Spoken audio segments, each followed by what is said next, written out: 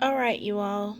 Here is my final map with a few systems incorporated.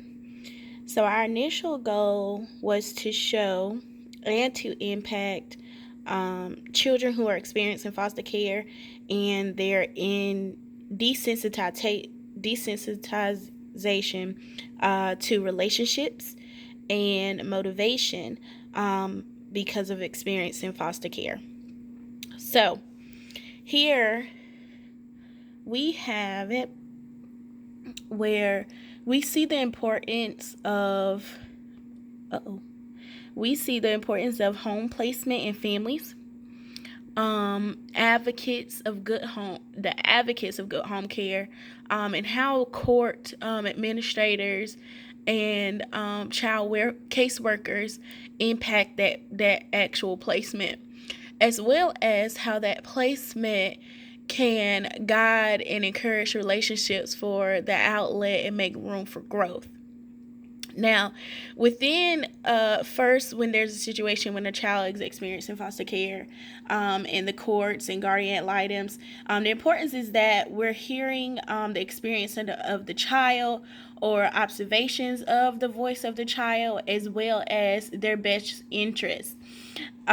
Children feel like they are not being heard most of the time, so them realizing their best interest is in it is in the mindset, and first and foremost is very important.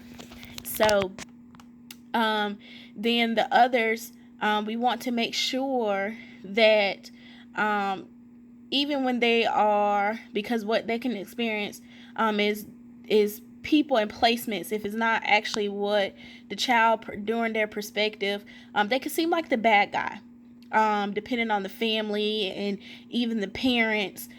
So avocation, guardians and caseworkers have a major impact on the avocation and the perspective of a foster child.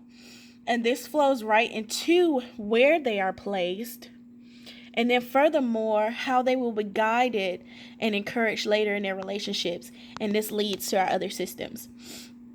Um, so then we're going into based off that placement, first going there, that children's grades and their work ethic and participating in activities is impacted by where they are in the environment they're in. And that further impacts how they see self-care and how their time is managed, what they choose to invest in as a child, or get excited about, and then that is actually reflected into their relationships and the participation in those group sessions. So their personal surrounding community. And then we have it where there comes to what's impacted by this activity is also impacting other children's and their participation in group and the returning of students and them seeing the benefit. Okay, and this all is impacted and is driven by that environment and that placement. Now, depending on, like I said, that the environment and that placement, here we come and we have how they are, which is what this is, the encouragement and the motivation and the mentorship of a home and a community. So this is where we are building those relationships. This is the foundation of those relationships, and that leads to community leaders and their awareness and status of a child. So this is the core of this piece, because we want to make sure we know a child and their relationship status, as well as how to get them to a point of opening up, participating, and then they can see the benefits of their surrounding community.